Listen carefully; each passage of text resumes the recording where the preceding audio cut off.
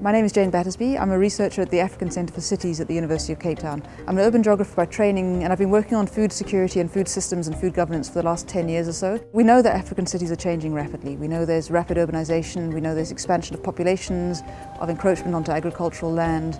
We know that there's major investment by developers, so there's all these changes happening.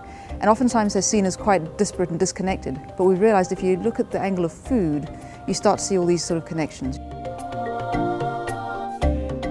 Jane's work is having a very profound effect.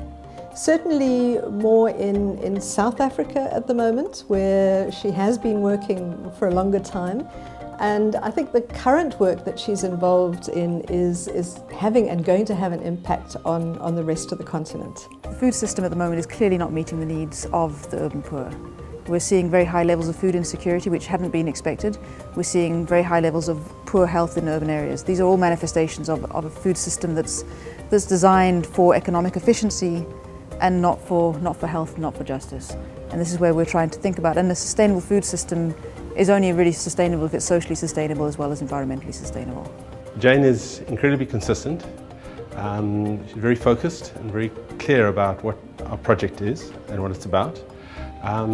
Jane straddles the interesting role between academia and the deep rigour of the work and activism, and that also allows us to engage in a number of different areas. She is kind of someone who is critical, she's proactive, and she's also a change maker. You can describe her as such because I think what she's interested in doing is trying to push an agenda of urban food security matters, food system issues to get space and then voice within the policy making environment of local authorities.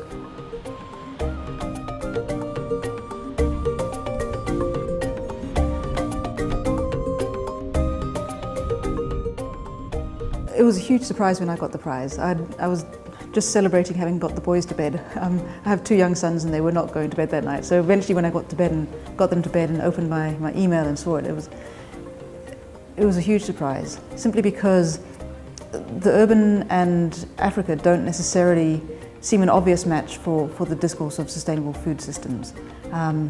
But once the shock had settled in, I started to think about, well, how can my work then contribute to the interests of the Foundation, but also how then can I use this prize to advance what we're trying to do?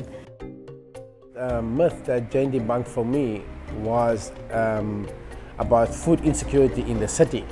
You know, we always hear about food insecurity in the rural areas, but we never really see food insecurity or talk about food insecurity in the city.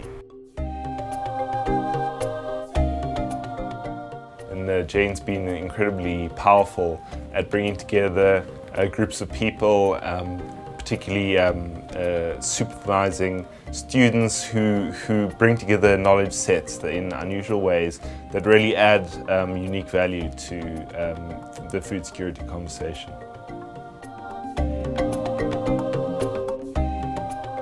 Everyone eats and everyone engages with the food system.